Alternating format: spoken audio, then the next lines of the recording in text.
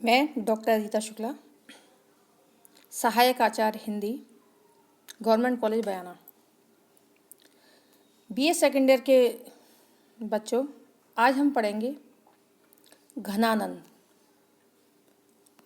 घनानंद जो रीतिकालीन कवि हैं, उनके व्यक्तित्व के संदर्भ में और कृतित्व के संबंध में हम जानेंगे कि घनानंद का जन्म संवत 1746 के आसपास दिल्ली में हुआ।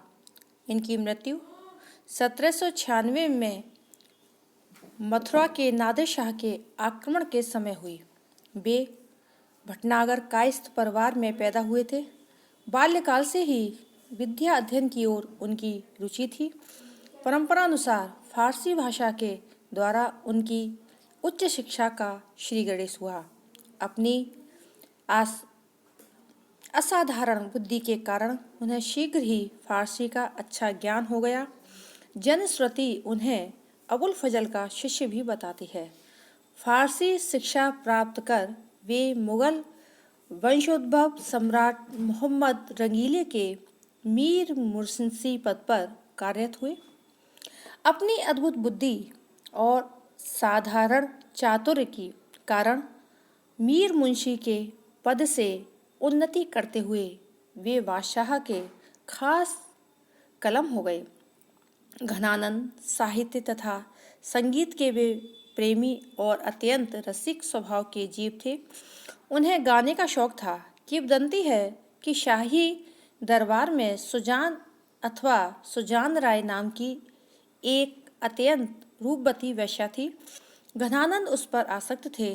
कुछ दरबारियों को यह अच्छा नहीं लगता था। वे ईर्ष्यावश घनानंद को दरबार से निकलवाना चाहते थे। इसीलिए कुछ दरबारियों ने बादशाह से कहा कि घनानंद गाते बहुत अच्छा हैं। बादशाह ने मुंशी जी के गाने के लिए कहा और वे टालते रहे। इस पर दरबारियों ने बादशाह को सुझाया कि यदि सुजान बुलाई जाए और वह आग्रह करे तो वे अवश्य गाएंगे।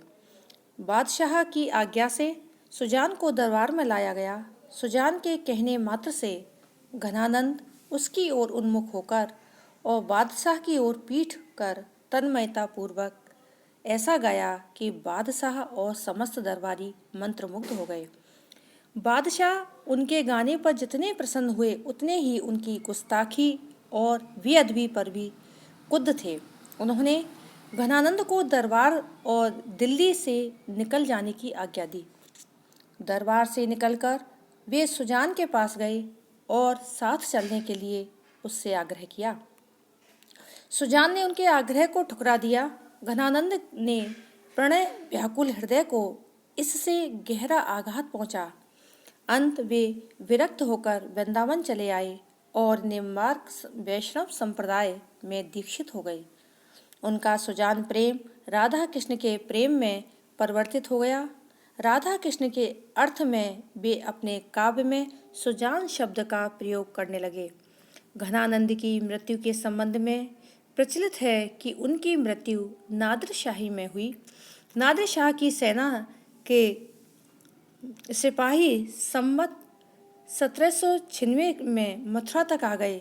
मथुरा तक आने पर उन्हें पता चला कि बादशाह का मीर मुंशी वृंदावन में रहता है और उसके पास आकर वृंदावन आकर सिपाहियों ने उसे घेर लिया और जर जर जर चिल्लाने लगा। घनानंद के पास था ही क्या, उन्होंने जर शब्द को उलटकर रज रज रज कहकर 3 मुट्ठी वृंदावन की धूल सिपाहियों पर फेंक दी।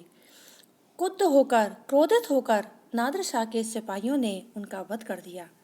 घनानंद के जीवन व्यत के संबंध में जिस प्रकार विद्वानों के मतभेद हैं, उसी प्रकार उनकी कृतियों के संबंध में भी हैं।